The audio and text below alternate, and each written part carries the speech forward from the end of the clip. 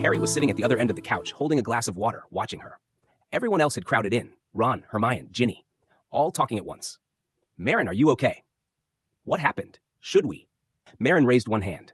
The room went quiet. Harry held the water out. She took it without looking at him. "Are you okay?" he said. "I'm fine." She stood. "I'm sorry?" She was still holding the lithograph of Merwin the Malicious. She looked down at it and dropped it immediately, as if it had burned her. "I've got to go." She grabbed her jacket from the back of the chair and was at the door before anyone could respond. At the threshold, she stopped and turned back. "Thank you. Dinner was delicious." Then she was gone, down the stairs and out into the night. Harry followed. He caught her just outside in the cold air of Diagon Alley, the street quiet at this hour, the shop fronts dark. He stepped in front of her and she stopped.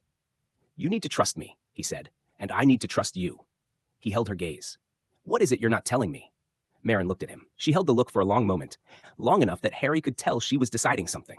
Then she gave him the only honest answer she had. "I don't know what I saw." Harry could see she meant it completely. Every word of it. Marin stepped back into the darkness and was gone before he could respond. Harry stood alone on Diagon Alley in the cold, the street empty around him, and said nothing to no one. Marin arrived at the office the next morning, looking like she hadn't slept. The bags under her eyes were dark, and her usually precise hair was unkempt in a way that told Harry everything before she said a word. He and Hermione were waiting for her. They cornered her almost before she had put her bag down. Almost in unison, they asked her the same question. "Do you remember your mother?" Marin looked between them. "No, not my biological mother. I was adopted. My mother died when I was a baby." She said it the way she had always said it. Clean, factual, long since made peace with. Hermione took her hand. Softly, the way you hold the hand of someone you're about to deliver bad news to. This frightened Marin more than anything else that had happened. She looked down at Hermione's hand over hers. "What's going on?" "I've got to show you something," Harry said. "Last night after you left, Hermione and I came back here. We found something." He waved his wand and the portable television and VCR appeared. He waved it again and the Manchester footage played. The witch in Albert Square, the announcement, the vanishing. Then Harry paused it. He moved forward frame by frame until the witch's face filled the screen as clearly as it could. He raised his wand. Revelio. The blurry image sharpened into a crystal clear photograph of a woman with dark hair, about 50 years old, strong-featured, completely still on the frozen screen. Marin leaned forward. "Brilliant. Who would have thought that would work like that?" She straightened. "Now we have a face." "We have more than that," Hermione said. Harry pulled a chair over. "You should sit down."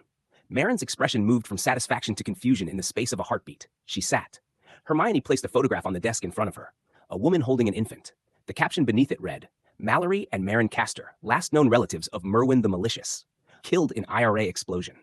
Marin looked at the photograph. She looked at the woman holding the baby. She looked at her eyes, her hair, the shape of her face. Then she saw it.